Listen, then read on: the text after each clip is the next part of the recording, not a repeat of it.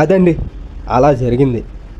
మన తెలుగు సినిమా హీరోలు తమ స్థానాన్ని పాన్ వరల్డ్ స్థాయిలో సుస్థిరం చేసుకునే ప్రయత్నం చేస్తున్నారు. అందులో ఒక్కొక్కరుగా విజయాలు సాధిస్తూ ఉన్నారు. ప్రభాస్ కల్కి సినిమా సక్సెస్తో, జూనియర్ ఎన్టీఆర్ దేవరాజ్ సినిమా సక్సెస్తో, అల్లు అర్జున్ పుష్ప 2 సినిమా చేసిన దండయాత్రతో తమ స్థానాలని పదిలం చేసుకున్నారు. మరి ఇప్పుడు రామ్ చరణ్ తేజ్ వంతు వచ్చింది. ఏం చేశాడు, ఏం చేయగలిగాడు, నిజంగా అన్ప్రెడిక్టబుల్గా ఏమైనా చేశాడా చూద్దాం. Game changer movie review. ముందుగా కథ గురించి అనుకుంటే స్టోరీ ఏమీ లేదు, ఉన్నా అది బాగాలేదు. శంకర్కి ఏమైంది, ఏం తీస్తున్నాడో ఎందుకు తీస్తున్నాడో తెలియకుండా మొత్తం మీద ఒక్క లైన్లో చెప్పాలంటే ఒక రాజకీయ నాయకుడికి ఒక గవర్నమెంట్ అధికారికి మధ్య జరిగే సన్నివేశాలు అంతే. అవి కూడా ఆ సన్నివేశాలు కూడా అసలు అర్థం లేకుండా ఏది ఎందుకు జరుగుతుంది, ఎలా జరిగింది కూడా అర్థం కాకుండా గజిబిజిగా తీసేశాడు.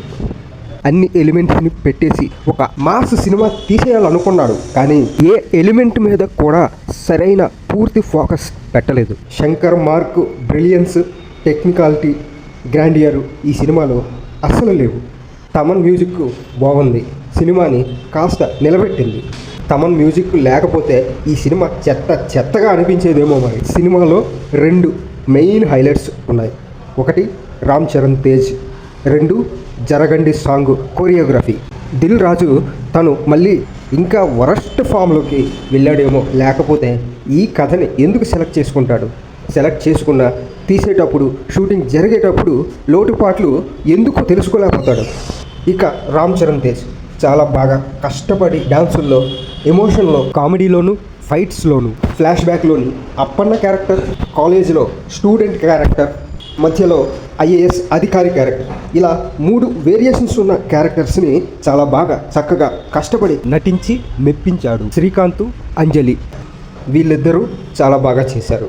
మిగతా వాళ్ళు బాగా చేయగలిగే వారేమో, కానీ శంకర్ వారిని సరిగ్గా వాడుకోలేదు. ఎస్జే సూర్య కూడా తన పాత సినిమాల్లాగానే అదే రకమైన ఒక ఇరిటేటింగ్ యాక్టింగ్నే చూపించాడు తప్ప కొత్తగా గొప్పగా ఏమీ చేయలేదు. ఫ్లాష్ బ్యాక్ ఎపిసోడ్ గురించి వస్తే ఏమీ లేదండి, అస్సలు బాగలేదు. అప్పన్న క్యారెక్టర్ చాలా బాగుంటుంది, గొప్పగా ఉంటుందేమో అని అనుకుంటే అస్సలు ఏమీ లేకుండా ఏదో ఒక సైడ్ క్యారెక్టర్ చూస్తే జాలి కలిగేలాగా తీశాడు తప్ప గొప్పగా లేదు. మొత్తం మీద గేమ్ చేంజర్ సినిమా బాగాలేదు.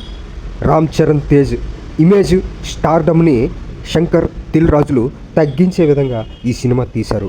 ఈ సినిమాకి రేటింగ్ ఇవ్వాల్సి వస్తే 2/5.